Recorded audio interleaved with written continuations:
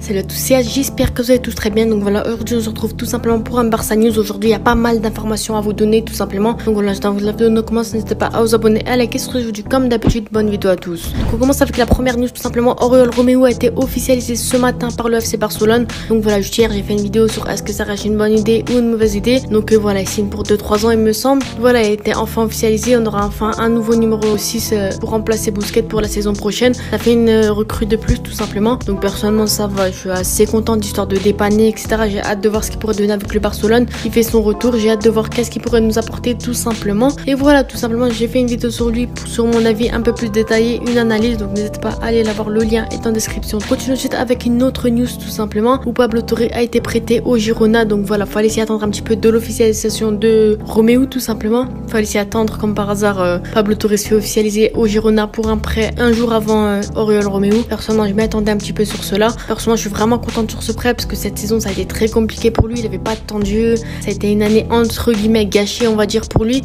Donc là ça fait plaisir, il se fait prêter dans un club, un petit club de Liga où il pourra avoir du temps de jeu, prendre de l'expérience, prendre du niveau de jeu et voilà, et ensuite revenir au Barça en forme avec un petit peu niveau de jeu après avoir gagné un petit peu de résultats, etc. Donc personnellement ça me fait plaisir parce que par rapport aux autres jeunes joueurs, Nico, Alex Collado, etc., eux ils ont eu la chance d'être prêtés dans un petit club de Liga où ils ont réussi un peu à prendre de l'expérience. Contrairement à Pablo Torre, ça a été compliqué pour lui, on sait qu'il a un énorme potentiel, mais malheureusement il n'avait pas le temps de jeu qu'il méritait, il n'avait pas forcément pris d'expérience cette saison, ça a été compliqué pour lui. Donc je suis vraiment contente pour lui, en plus c'est qu'un seul prêt, donc on pourra le récupérer si jamais il atteint un très bon niveau à la fin de la saison.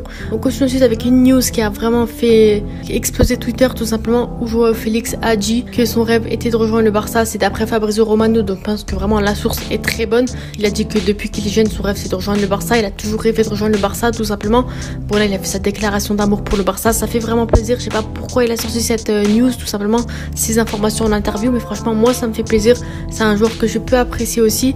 Lui il a fait un très bon passage à Atlético de Madrid, il a fait un assez bon passage à Chelsea. Je pense que là il mérite un club de classe comme le Barça tout simplement. Là il va revenir à l'Atlético il me semble, de retour de prêt à Chelsea. Je pense que lui son vrai objectif c'est de quitter l'Atlético. Je pense qu'il en a marre, au bout d'un moment ça fait des années qu'il joue là-bas, il veut avoir un nouvel objectif, la Ligue des Champions, etc. Je pense que vraiment le Barça reste un très bon club pour lui. Personnellement c'est un joueur que vraiment j'apprécie énormément, j'aimerais bien le voir avec le Barça cette saison tout simplement. Donc voilà, après moi je pense que si on doit le mettre dans notre composition, bah je pense que je le mettrais sur le côté gauche par exemple, Lewandowski en pointe, Dembélé à droite et Gundogan pourquoi pas en milieu offensif ou un petit peu en avant quoi. Mais je pense que vraiment Joao Félix reste un très bon joueur pour la formation du Barça. C'est un joueur que je pourrais vraiment apprécier, mais je pense que le problème ça reste bien sûr son prix, ça va être très compliqué pour lui. Je pense que l'Atlético acceptera de les négociations, etc. Et pour le Barça ça va être très compliqué de recruter un joueur comme lui. En plus ça reste pas du tout une priorité. À gauche on a déjà Ansu Fati, Abdé, donc voilà, je pense pas que Joao Félix reste une priorité pour le Barça, mais personnellement c'est un joueur que j'apprécie énormément. C'est un très bon jeune, je veux pas que ce soit un talent gâché tout simplement parce que je sais qu'il a un énorme potentiel, il peut nous offrir pas mal de choses et c'est un des joueurs les plus décisifs de Chelsea cette demi-saison. Donc voilà, c'est pour ça que j'aime énormément ce joueur. On connaît ses qualités, on connaît le joueur et voilà, il y a des grands clubs aussi intéressés par lui comme le PSG, etc.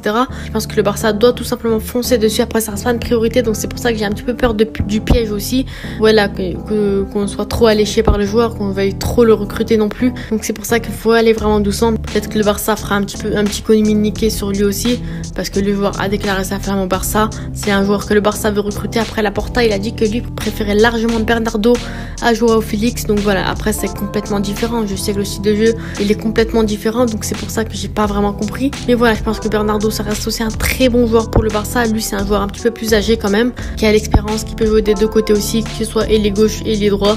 Un joueur que vraiment parfait, c'est le joueur parfait pour le Barça, mais malheureusement on n'a pas les 80 millions d'euros demandés par Manchester City. Et pour Joao Félix, je pense que l'Atlético Madrid en demanderont un petit peu moins. Voilà, lui il peut jouer un peu plus milieu offensif, en pointe ou bien il est gauche. Après il est droit, pourquoi pas essayer aussi. Son poste principal ça reste le poste de milieu offensif, avant-centre quoi, attaquant. Donc voilà, je sais pas si ça reste une bonne idée pour le Barça aussi pour le recruter, mais en soi je pense que vraiment faut le marquer sur un papier, faut y penser un jour, pourquoi pas le signer au Barça tout simplement. Mais voilà, faut pas trop tarder non plus, même si ça reste pas une très grosse priorité pour le moment. Si on a Tudor Mendelidou qui a signé au Barça récemment, il va signer avec le Barça Athletic, il va faire sa pré-saison avec le Barça Athletic. Donc voilà, le jeune de Chelsea, il s'engage jusqu'en 2026 avec le Barça. Donc encore une fois, Deco nous fait une masterclass, encore une fois ça fait plaisir. Donc voilà, franchement Deco, niveau jeune, niveau Barça Athletic, après Mikayil Faye, après pas mal de joueurs, parce que vraiment ça reste la très bonne recrue, c'est un ailier gaucher en plus. Donc voilà, c'est un Angolais, il est très jeune, 19 ans il me semble, donc ça fait plaisir. J'ai hâte de le voir sur les terrains du Barça. Et voilà, sur ce, n'hésitez pas à vous abonner et à liker. C'était As, ciao.